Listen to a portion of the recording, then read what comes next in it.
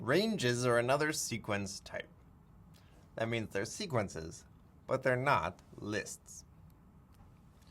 Ranges are there to represent sequences of consecutive integers.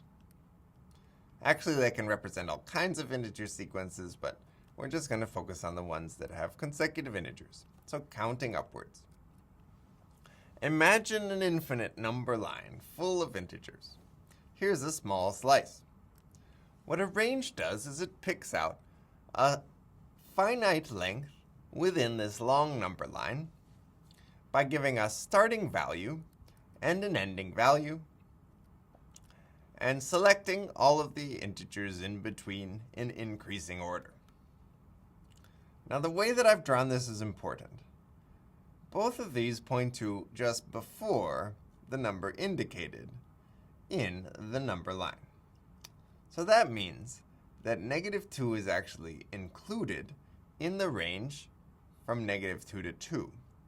But the number 2 is outside of the range. So it's including this starting value, but excluding the ending value. Now, what a quirky thing.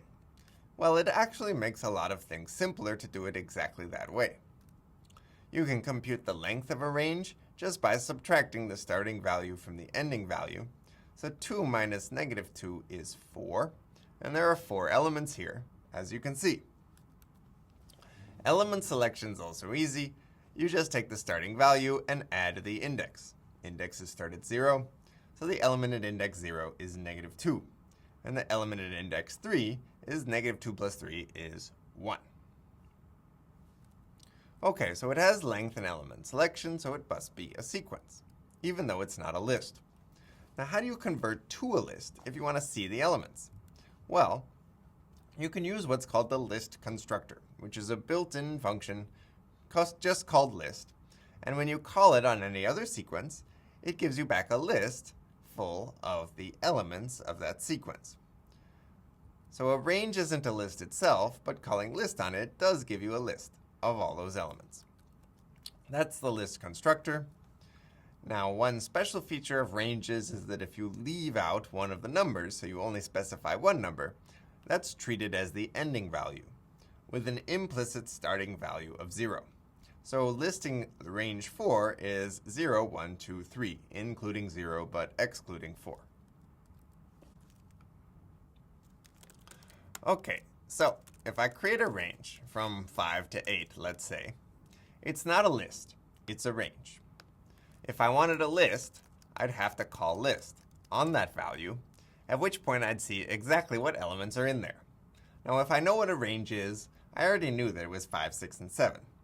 But if I ever wanted to check and make sure that it included the starting value but did not include the ending value, I could call list and find out that for sure. Now, a range up to 4 is a range starting at 0 and going up to 4. And if I list out those values, I'll see that it's 0, 1, 2, and 3.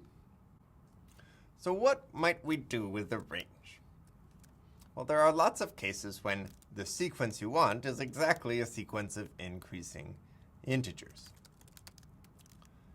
So if I wanted to sum all the integers below some number n, I could do that by keeping track of the total, grabbing each element I in the range up to but not including n, and changing total to be total plus I, and then returning the total.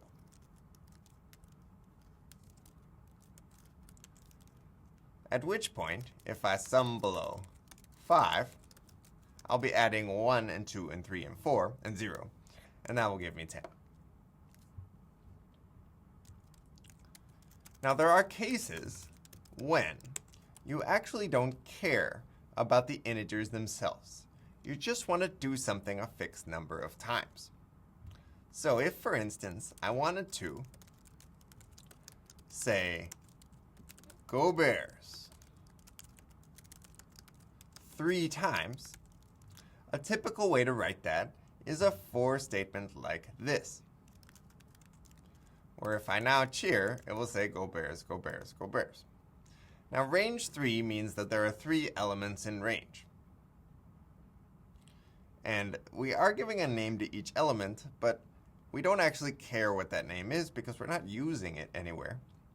So one convention is that you use a single underscore character or a blank just to let other programmers know that you're not actually going to use this name anywhere.